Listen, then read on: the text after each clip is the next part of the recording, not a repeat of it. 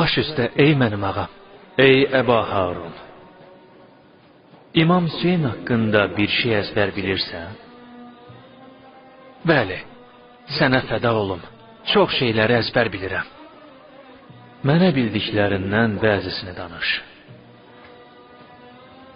Ətrafa baxdı, görmədi piru cavanları, baxdı müxatəb etdi qum üstə yatanları. Yox, Əba Harun. Mənə oxuduğunuz kimi oxuyun. Esselamu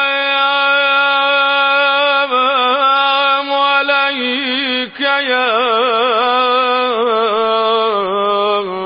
Əba Abdillah, ya garibel vətəbən, ya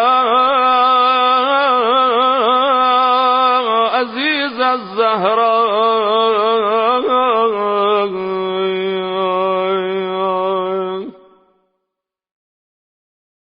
Etrafa baktı, görmedi pir o cavanların.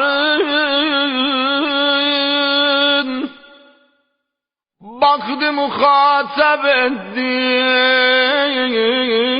kum üstte yatanların. Ağa kan içinde leyak çalır, biz sağına baktık, biz soluna baktık. Ey kana gark olan şüheda, ses verin bana. Yalgızlayıp Hüseyin'i bela, ses verin bana, ses verin bana. Siz ki ayalüze mənə xatir dediniz talaq, oldu eviz yolumda fena, ses verin mənə, ses verin mənə.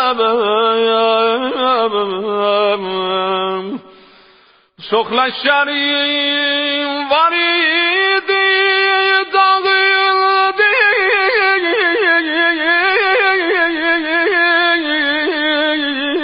Geçen gece siz gitmediniz ey ehl-i vefa, ses verin bana. Ey Əba Harun, hər kəs Hüseynin haqqında bir şey deyib ağlıya və 10 nəfəri ağlatsa, cənnət onlara vacib olar.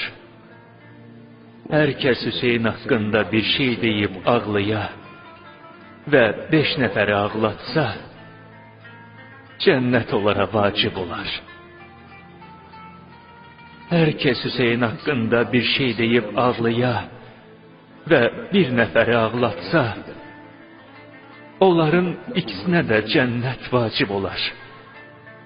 Hər kəsin yanında Hüseyin xatırladaraq gözündən ağcı qanadın qanadı qədər yaş tökülsə, savabı vermək Allahın öhdəsində olar və onun cənnətsiz qalmasına razı olmaz.